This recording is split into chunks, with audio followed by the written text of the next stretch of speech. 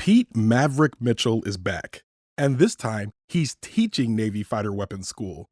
Top Gun Maverick follows the veteran fighter pilot as he grapples with the ghosts of his past, as drones, faster jets, and younger pilots seek to speed up his road to becoming obsolete.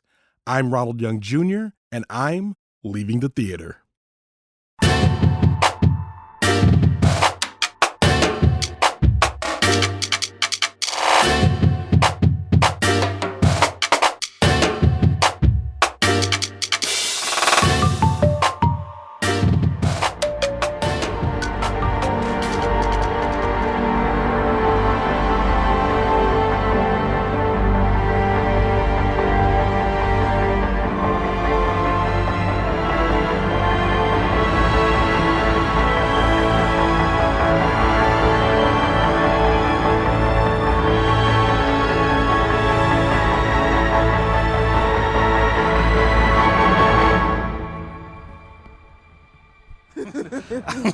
I love how you have these sound bites that are so appropriate to the check. If you stay ready, check. Right.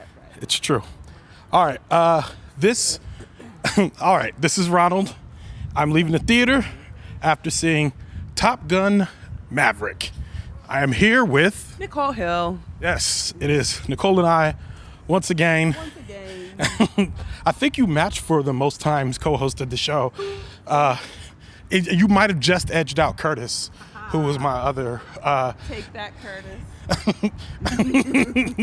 He's going to be very indifferent because I don't think he listens to the show, even though he's on it all the time.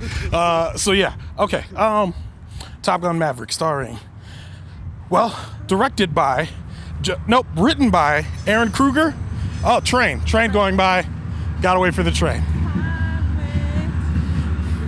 Danger zone. There it goes. Okay. Written by Ehren Kruger, Eric Warren Singer, and Christopher McQuarrie. Directed by Joseph Kosinski. Starring Tom Cruise, Miles Teller, Jennifer Connelly, John Hamm, Glen Powell, Louis Pullman, Ed Harris, Val Kilmer, Monica Barbaro, Charles Parnell, Jay Ellis, and Danny Ramirez. Okay, so the last review I did was Top Gun 1986, which you saw. Mm-hmm. What did you think? Stupid. It's a stupid 80s movie. But okay, so one of the things I said about our review was that it wasn't great. I mean, I gave it 3 stars because I had to remember that it originated all the tropes that were in it. Yeah. I mean, it did, but it's just a stupid movie. But that's okay. I don't think you have to be good when you're from the 80s. I mean, well, that's not true because I'm from the 80s, but I don't think you're trash. Movies have to be good. I think that's fine. Did you ignore the bad movie? I disagree. I think it was a good movie. What is good? What is your definition of good? I think you got to listen to the. You should listen to the episode. I listened to the episode, but I didn't hear you defend any of the quality of the movie. Just the tropes, which is fine. Tropes are fine. Yeah, I mean the plot was thin. And I mean, the plot was thin, but watching it, I didn't feel bad. I felt good. It was fine. I didn't watch it and be like, man, this is garbage. How did this get made? You know what I mean? I definitely don't think it was I didn't think how did it get made because it makes sense for the 80s. Mm-hmm. My parameters for good is would I ever in my life watch it again? And I am a definite movie rewatcher. I would never watch that again, but it's fine. I had a fine time. If you were at a friend's house and y'all were having some sort of sleepover and you guys were, I don't know, just hanging out doing nothing and you wanted to put something on in the background, would you put that on? Never, no. What if they put it on? Would you tell them, nah, I refuse to watch this? If it's their house, then I'm fine, and I'll be on my phone the whole time. What if they're it's important for me to talk to you about this right now? I wouldn't watch it. Okay. You really don't like it? It was important. There's so many movies I wouldn't rewatch. Any movie that there's this is good for the moment. Yeah. I don't think that is a good movie if it's just I just saw it in the moment and off I went and it's fine. How many stars did you give it? I would give it's an average 80s film. I would give it 3. Okay, same here. I wouldn't watch any 3-star movie again. Okay. We're on the same page then. Because I think I wouldn't call it bad. I watched it. I was like, it was all right. But you're right. I don't think I would choose to watch Top Gun again. I would choose to make fun of Top Gun again. I would sing Danger Zone. Do we need to go stand somewhere? Underneath that. I don't know. I feel like as soon as we do it, y'all can't stand in front of the building. Oh, true, on the side. Yeah, that's smart. Okay, we're moving because it just started sprinkling. We can stand right here. There's a little ledge. But yeah, there's a little bit of sprinkling coming down, so we're trying to find a spot to stand. Okay, so good has to be like rewatchable. For me to call it like minimum, I've got to want to rewatch it. And two, like there needs to be something where I walk away from that, and I've been made to look at the world a little. I mean, that's the power of movie making. Is like, okay, now I look at something a little different. 3 stars is not low. What's the? Is it 5? How many stars is it? It's 5. Yeah, no, I'm not mad. I appreciate the 3, and that's what I say. I think a 3 is average too. But everyone gets mad at me whenever they're like, "What do you give it?" I'm like 3.25, and they're like, "What? 3.25?" And I'm like, What do y'all be giving 4 stars to? Yeah, what like the minimum? Would you watch it again? Would you go home and put it on purpose? On purpose, exactly. Yeah, it's not. Oh, it was on, and I left it on. Like, I gotta watch this. I want to see it. Yeah. Okay, we're on the same page. Okay. Well, with that in mind, I'll tell you this. I was excited to see Top Gun Maverick because I knew one, and I don't know if you agree with this. I think Tom Cruise is good at making movies. Mm-hmm. He's excellent. He's an excellent movie star. Yeah, he's a dangerous man, but he's an excellent movie star. Agreed. And I struggle knowing where to put him because of the religion stuff. I don't want to say the name because I don't want to get pinged on the watch list. Yeah, but because of the religion stuff, he's tough to pin down. And sometimes I don't know how much he buys into it himself based on the 100%. I think he buys into the power 100%. Yes. Yeah. I don't think he buys into the stuff 100%. I don't know. I never talked to him, but it seems like he does. I will say, like, the rant that we heard from him doing Mission Impossible, when I listened to him do it, I was like, man, he really cares about some aspects of the pandemic that I would not pin him caring about based on what I knew about him. You got to look it up, but he's basically fussing because he's like, he says, listen, I don't need to do this movie. He's like, he doesn't need to do this movie. He says, but if we don't do this movie, there's a bunch of jobs that aren't created. He's like, all of these Bamas aren't going to have jobs if we don't do it. And I was like, oh, okay. Mm-hmm. Okay. So, and that kind of like put it in a different perspective. And then the choices and stuff that he makes, even as an actor in his films, it just always begs me the question. I'm like, man, if I could pop the top and see what's going on in there, I'd be curious. You know what I mean? But like, there was a lot of public stuff that soured people on him, and there's stuff in the rumor mill where you're just like, who is this guy? You know? Mm-hmm. Yes, agreed. So, but that being said, we both agree he's a great movie. He's a movie star. He makes good movies, like in the good old fashioned kind. You know, like what the young people, what Gen Z doesn't know. Yeah. Is that back in our day, movie stars were inaccessible, on Mount Olympus, mysterious and perfect and whatever. No social media. None of that, like, oh, here's me farting. I'm just like you. Gross. No. Gross. We just, the most we got was like, here's them at the grocery store, you know, and that was like, oh my God. And that was in Us Weekly. And exactly. It was like, oh. Yeah. But now it's like, you know, everybody's all around and stuff, and there's something to the mystique. I like that. Agreed. And I think, but the choices that he makes, like the movies make you feel something. And when I say that, I don't mean necessarily feel like the Oscar level feel, but in terms of like you're at the edge of your seat. And I enjoy that about movies. Like a lot of the ways, when I think of the early Tom Cruise stuff, I think of Mission Impossible, of course. I think of, what else was he? What's his other franchise? Which one was the other franchise? I always watch Mission Impossible, and I always got excited for, he was terrible in Jack Reacher. That was really bad. I did not like the Jack Reacher movies. His Cameron Diaz one wasn't good. I didn't like that either. Edge of Tomorrow was fantastic. War of the Worlds was good. It was all right. You didn't like it? I thought it was great. I don't like when people be disrespecting their parents in movies. Oh, that kid? Was the kid... All I remember is the little girl, Dakota Fanning. They were both. There was another child. Yeah, there's an older son who's like, give me dad. Give me dad. Long hair. Yeah. Kind of, yeah. And I'm like, I'm glad I don't see him in movies anymore, because every time I'm like, man, you a jerk. And you treat your father like that at the end of the world. The point is, we like Tom Cruise. Yeah. So I was excited for this movie. I heard that he put him through the ringer in terms of like making him fly. He's like, nah, we're going to put him on planes. He demanded that this movie was shown on the big screen, which I think, honestly, if you're going to watch this, watch it on either the biggest screen you can find with a great sound system, or watch it in theaters. And there were little choices that he made in this one that I think were good too. For instance, when he demonstrates the strain that it takes to fly a plane, they didn't really do that much in the first one. They didn't do a lot of but they did that a lot in this one. So what did you think of this movie overall? I really enjoyed it. Okay. The plot is it's not there. No. It's silly and silly. No. But I will say I am from Virginia Beach, Yes. so I grew up with the military and the Navy's right the there. Navy, Yeah. and we did. You grew up right next to the Navy. I grew up. My dad's in the Navy. Yeah. Everyone was in the Navy. Yeah. And we grew up with we had to go to those air shows all the okay, time. okay. And they're just the most boring memories I have. Yeah. They're almost gone because of how boring they are. Okay. And I hate movies about planes. And there's a pilot, and you just look at him and his face as he goes around. So boring. This one, I was fully engaged. Like everything that they didn't nail outside the plane in terms of plot, they nailed it in the final sequence. There was a whole story. It was perfect. Yep.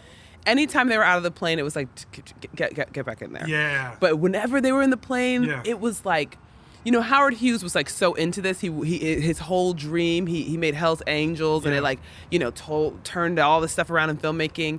And I like finally understood why he invested himself in that vision so much, because when you can get it right like that, that was extraordinary. And I can't tell you how little I care. Yeah. And I was just like, go Mach 10, do it. That was a great start. Yeah. That was good. Well, in the beginning, I didn't care that he went Mach 10, but then later on, when they had to do it at the end, I was like, do it, Tom, you could do it. Don't go too far though. Like it was just. Well, I don't want to actually to you on but going Mach 10 and taking 10 G's isn't exactly the same thing. Okay.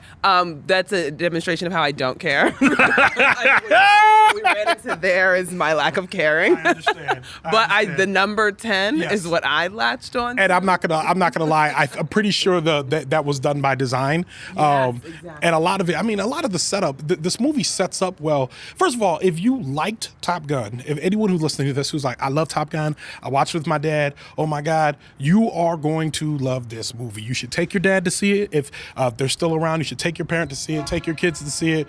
Take your kids. Show them Top Gun 1986. It's not called Top Gun 1986. I'm just wanted to differentiate between this and Maverick. But show them Top Gun and then take them to see Top Gun Maverick, because you are absolutely correct. Like everything about this was they nailed a lot of the setup. All of the things that were set up, they set them up well, and they slam dunked it all the way home, which I really appreciated. Like the one thing for the instance that they start off the movie with him being basically a test pilot for a high speed plane. You know what I mean? It was it just sets it like, oh, Maverick's sent up to the same old things, and then after that they start to tell you a story about where he is in his life right there, which I just thought was just good storytelling. What did you think? I know you're a storyteller.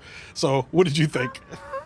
I thought it was very sad. I thought it was very sad to see that he is literally exactly where he was. Well, they point to that. It's a tragedy, actually. So I was like, I don't like this story. And then everyone was like, you're so old. Oh my God, you're right. In the early beginnings, they kind of point to that a lot. They're like, oh, Maverick, you're old. And then I think one guy who says to him, he's like, you could have been a senator, you could have been all these other things, and here you are piloting planes, exactly doing the same were. thing. And he's like, but I think, okay, so consider it like this.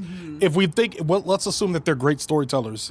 Think about the fact that Goose dies at the end of 1986. Sorry if y'all ain't seen Top Gun, spoiler, but Goose dies in Top Gun, and then when they say you can have any mission you want, because he does a great mission at the end of Top Gun, Maverick does, and he says, I'm gonna go back and start teaching Top Gun. And for me, if we make this about grief, then it's not surprising that as soon as we find him in the plane going really fast, he's still saying, talk to me, Goose, like what's going on. So he's still stuck in the same place. And a lot of the ways that grief put you in the same place, even though you're trying to move forward. 30, 40 years? Wait, I was born in 1986. Yeah. So my entire life, Yeah. he has been doing one thing. Yeah. That's not a good story. I think that's a good story. I think it's a sad story. It doesn't make it a bad It story. doesn't make me feel like I can't say I felt any emotion outside of the plane. I don't think that because the script writing, I honestly think it was on purpose, because Tom Cruise can, he doesn't do great scripts, but he can do better scripts. And I think that they were in an homage to the 80s. We were just doing little you're dangerous, little lines, but not like full on scripting to tell you something. Like we're not gonna do. Like, for example, they don't do two-person shots. They do close-up, single shots, because this isn't a movie about words and dialogue. It's just going to be about visuals, which they set you up for from the beginning. They pick a bunch of people with super square faces and really small mouths. It's mainly jaws, and then big eyes so they can eye act in the helmets. But when you do just close-ups, it's like, this isn't going to be about two character scenes and dialogue, etc. This is about like one character feeling, and then we move. That's true, but I think like they laid the groundwork there, and I don't know if you're giving this movie enough credit, because at some point he says, if we talk about the fact that him being stuck in grief, and the only thing that propels him forward is basically because he's going to wash out of the Navy. They're basically being like, hey, you about to be gone. The cameo with Ed Harris only existing because he looks like the guy in the first movie who sent him to Top Gun in the first place, who also ended up having respect for him before he was like, you son of a bit, here you go out here running around, but you're going to Top Gun. Gosh darn it, you're going to Top Gun. You know what I mean? You have him, but I'm saying, like, if you have him stuck in this place, you have Iceman pulling him out of this place. At the same time, here he is at Top Gun, where all of these ghosts come back to him. Here comes back a Rooster, and here comes back, and when the only moment that he has to actually, let's say, move forward and make a different decision is when he's sitting down with Iceman, and Iceman tells him to let it go. And at that point, it's like, okay, this is a spiritual, and granted, it is very plotty, and it is very beat driven at that point. But it is the point in which he like propels him forward. That's the only reason why I say I think it's doing better storytelling, because it is played like in terms of like interesting, maybe not, but it is effective, I think.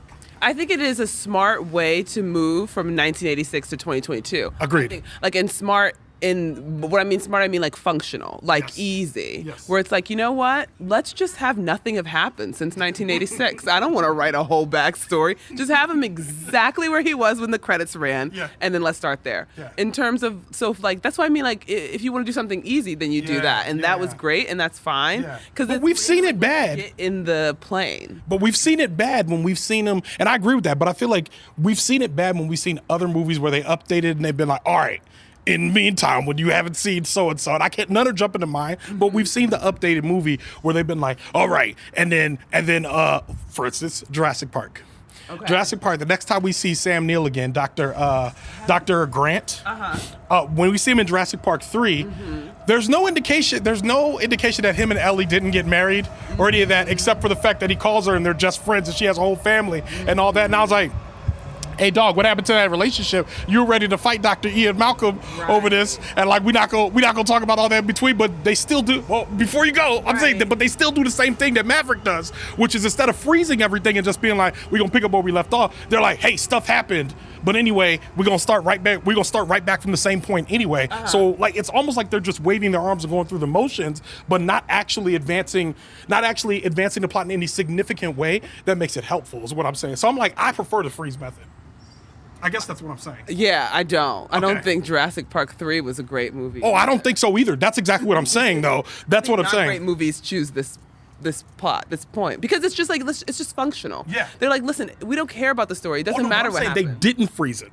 Oh, you think that this one didn't freeze? This one did freeze. Right. Jurassic Park did not freeze. Oh, okay. That's what I'm saying. I would prefer a choice. Not like give me something. He tried something and he failed because he hasn't learned important lessons, or he is where he is, but he really wants to change, or he is exactly where he is because he has actively chosen it and can communicate that in some way that matters. Yeah. Really, what we saw is like he is where he is. He's kind of happy.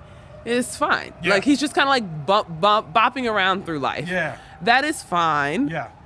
It's just not interesting to me. I will say the point when they point out the ways in which he has conflict with Rooster, I thought was, at least they told us, because I thought this was just going to be about you got my dad killed. And I was like, that's kind of weak, because I'm like, we know that's not the case. But for them to make it something else, for him to be actively angry about, thought that was a great choice. I completely agree. I was so impressed with that, because up till then, I just felt like it was just lazy. Yeah. But then when they were like, no, this is actually about an action. This is fresh. He has actually made a choice and done a thing. Yeah. And it was the first time time that I saw him in the movie have agency. Yes. And that was the first time that I cared about him at all. Otherwise, he was just like, he's just a dude that stuff is happening to. I got you. But finally, he was a dude who made decisions. I got you. It definitely leaves him a little, there's not much character there. And I think part of it is also, which is, I mean, we can get into the misogyny a little bit. The fact that Jennifer Connelly's character only exists because Kelly McGinnis doesn't look the way they want her to look right now, which I know that's the truth. I don't need anyone to write it down, but I know it just based on the person that they chose. They chose Jennifer Connelly, who's a great looking woman, long hair, like, you know what I'm saying? She looks like someone who, if you look at her, you'd be like, oh, I would be attracted to her. Even if she was young, I'm attracted to her now. That's the types of things they would say about Jennifer Connelly. Whereas Kelly McGinnis, look, there's nothing wrong with her.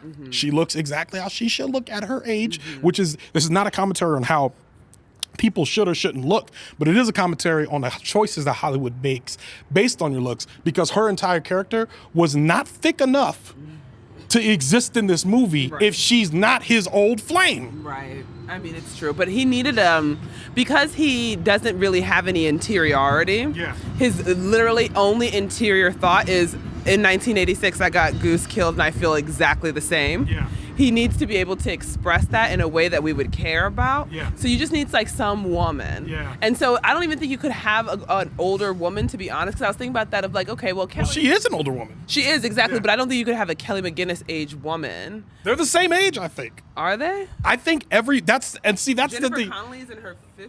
Yeah, I'm fairly certain that, okay, we could Google it, but I'm fairly certain, actually, let's Google it right now. Kelly's got to be, I'll look up Kelly. All right, I'll look up Jennifer Connelly. You look up Kelly McGinnis. She's 64. Kelly McGinnis. Yeah. She's 51. 64 and 51 is very different. In Hollywood years? Yeah. I don't Imagine agree. how you would look if you were 51. Okay, well, let's look up Tom 64. Cruise's age. Tom Cruise is 59 years old.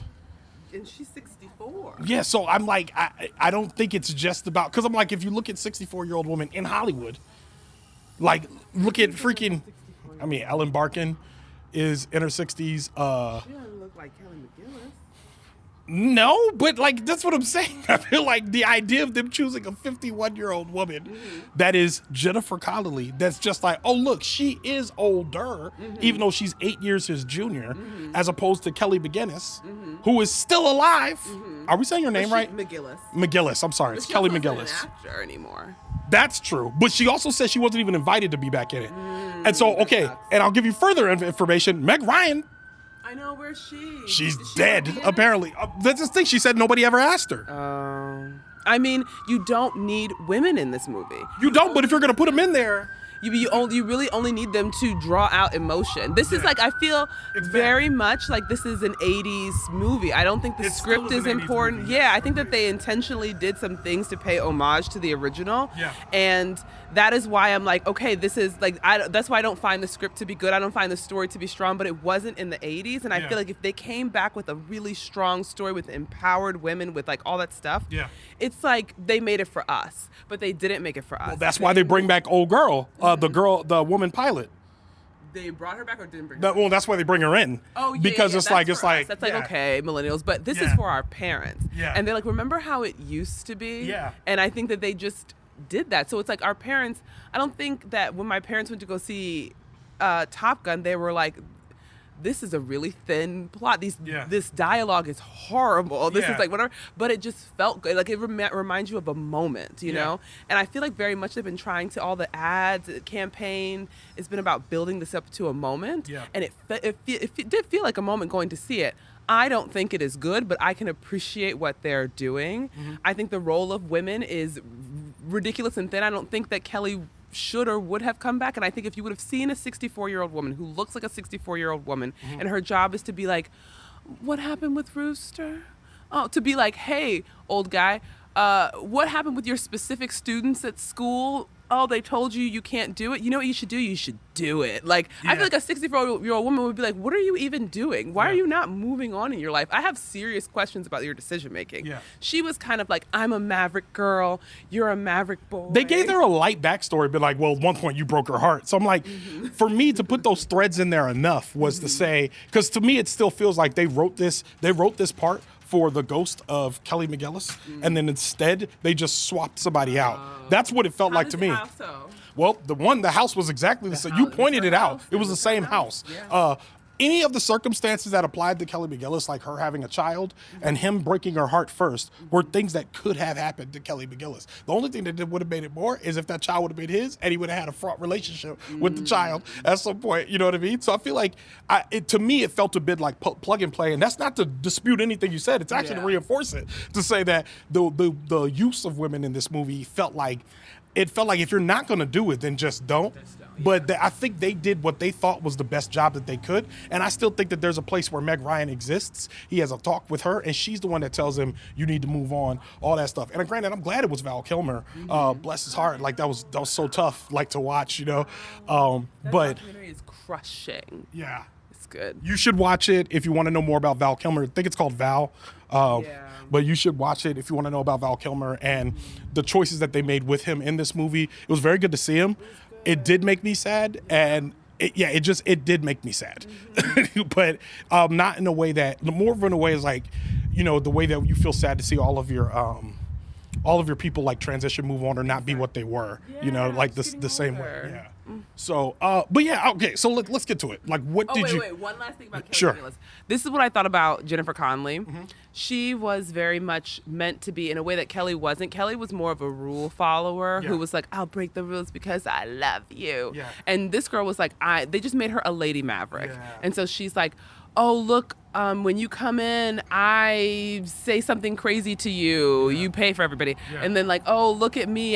She just was like kind of mavericky. Yeah. So with all of that in mind, what did you think of the movie? How many stars would you give it? I'll give it 3. I don't want to see it again, but I really enjoyed myself when I was watching it in the plane. I loved it. I feel like you might have talked me out of a 3.5 star rating. Oh no. But I mean, I think it's appropriate. Like, I would average it to a 3.25 star anyway. Okay. Because you gave it 3 and I gave it 3.5. So I'm like, 3.25 sounds about right. And I feel like I'm saying this because I really want to make sure that everybody who loves Top Gun hears me saying, go see it. Yeah. Like, go see it in the theaters. It's very good. Yeah. But also, for those of you that are like, Top Gun, you're right. You're absolutely correct. It's that. Yeah. But you should go see it because it's just nostalgic and it's beautifully shot, and because the aerial scenes are worth it. Yeah. The best action I've seen in a plane ever. I agree. I think all of the work that they did going up in planes was really shown in this movie, and I appreciated that. So, yeah, overall, I give it 3.25 stars. I feel good about that. I do too. I think we talked about a lot, and I don't know if we covered everything, but yeah, no, that works for me. Any final thoughts? Anything that we did not talk about that you want to cover? No. Just there's like specific lines of dialogue where I was like, oh my God. And also there's like, you know, Tom Cruise. So there's like, he does have a lot of particular things. He does not want to be, part of why he doesn't do 2-person shots is because he's so small. Yes. And he allowed one, which was shocking. Miles Teller. Fast. Yeah. He was like, it was like noticeable. Exactly. I can't believe he allowed it. Yeah. But you know, he's like, I'm not so vain. Look, here's one. Yeah. Which I'm like, I mean, you shouldn't just be the size you are. Just be the size you are, man. You're still Tom Cruise. You know what I mean? I will not allow it. It just seems wild at this point because it feels like if I were him in the early 90s and 2000s, I'd be like, nah, never. But now that I'm Tom Cruise, like that's like 59, I'd be like, yeah, whatever. I'm short as crap. Exactly. Who cares? You know how many movies I've done? You ain't done none. Exactly. Old tall looking boy. He's not having it though, and it was so interesting. I always look for that. He's got like very specific things that he wants done and ways he wants to be shot and stuff like that. And he also had this one thing when there's another scene where they are together, but because of the terrain, they are equal in height. Yeah. And he was like, I will allow this. And that was a much longer 2-person shot. Agreed. Yeah. All right. Well, I mean, with that, go see it if you want. If you're a fan, see it. But yeah, with that, Leaving the Theater is a production of Oh It's Big Ron Studios. Theme music by the mysterious Breakmaster Cylinder. The show is mixed by Thomas Tyra of Bias Studios. Thank you, Thomas. To find out more about this show and other Oh It's Big Ron Studios shows, follow me on Twitter and Instagram at Oh It's Big Ron. That's at OHITSBIGRON. If you like this show, I host another show for Pineapple Street Studios called HBO Docs Club. Check that out wherever you listen. Leave it in theater. We'll be back soon. Thanks for listening.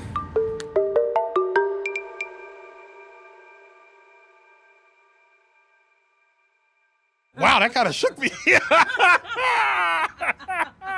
Yo, the world is small. I'm always afraid of running into somebody. Tiny. Yeah, okay.